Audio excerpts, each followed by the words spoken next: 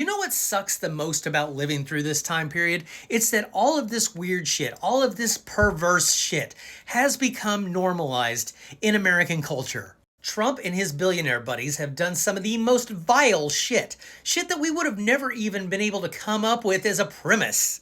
And the more horrible shit that we hear that he has done, the more we just tend to let it slide. He's now told us why he had his big breakup with Epstein, and it wasn't what we were told all along, that it was over some sort of real estate deal. But instead, he was mad that Epstein was poaching his staff, especially the young girls. Why did Trump have young girls working for him in his spa?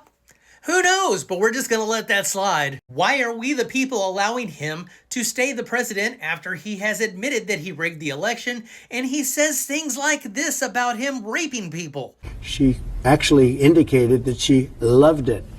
Okay? She loved it until commercial break. In fact, I think she said it was sexy, didn't she? It was very sexy to be. And then we've had over a decade of the most perverse, gross, nasty behavior that anybody could ever put forward. You know what term I keep hearing over and over again, and it makes my stomach turn every time I hear it? Sweetheart deal.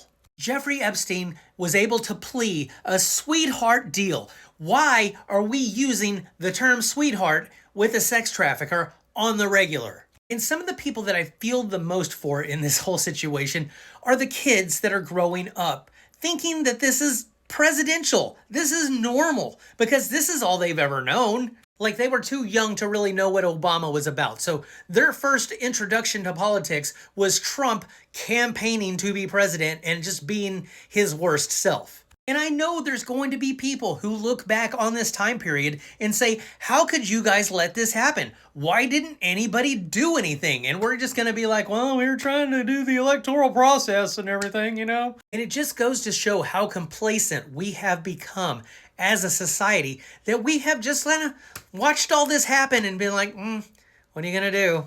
I just feel like I wake up sometimes and I'm just in this crazy world that it just doesn't seem real. Like, this is not anything like any part of my life has been. Could you imagine if Nixon was around today and somebody was just like, Watergate cover-up? Who cares? We've had people drop out of presidential races because they had an affair and they were caught.